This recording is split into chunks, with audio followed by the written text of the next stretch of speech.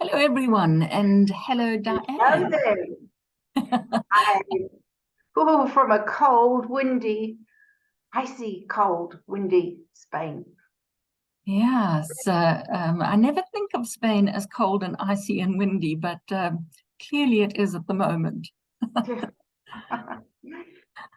Okay. Nice to see you again. Nice to see you too, Diane. Let's start with a prayer, and then the guides will come through. Great Spirit, we ask for your protection as we join with the world of spirit. We ask that you would help us to open our minds, our hearts, and our lives to the information that comes through. And we ask that you would bless what we are doing here. Amen. So we greet you once again, beloved friends, and we greet especially with great love at this time our Lady Diane. Yes, and as we draw toward you all, we bring the topic of if only. And the Lady Diane has worked with her guides to access this topic and information on this topic. And it is very much a topic about regret, looking back, wishing, saying, if only. And that, of course, is a circumstance which isn't very useful. Those if onlys aren't terribly helpful, and they distract you in so many ways. And you can wish upon a star for all sorts of things, but you cannot change what has been. Lady Diane, would you want to just tell us about the topic briefly, your perspective of it? Yes, I found the best approach is when I'm thinking back in hindsight as well. If I was meant to have, I would have, and accepting the choices I've made and dealing what the consequences of those choices are, and seeing each one as a challenge, you know. Yes, in hindsight, looking back, there's many things we would have done differently, but there's intense lessons have come about because of choices we've made. Indeed. Challenging ones. Yeah. Yes. So it is a reminder that you are who you are because of everything that has taken place in the past. And if you were to change any of those circumstances in the past, you would not be who you are right now, correct? Absolutely. Yep. Yes. So the Lady Diane has been inspired by her guides to draw the Six of Cups. Speak to us, Lady Diane, with your ancestral influence.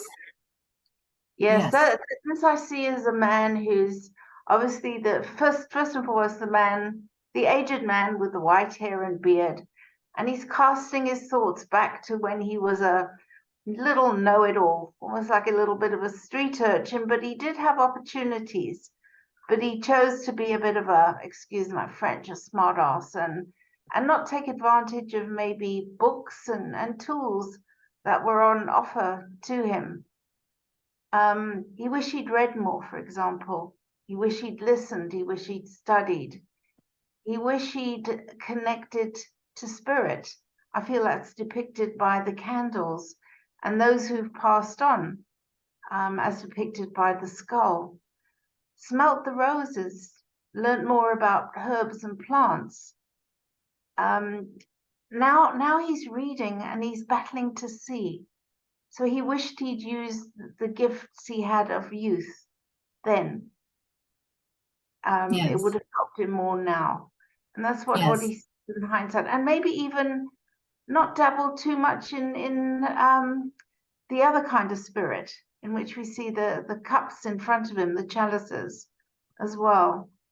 So if only in hindsight.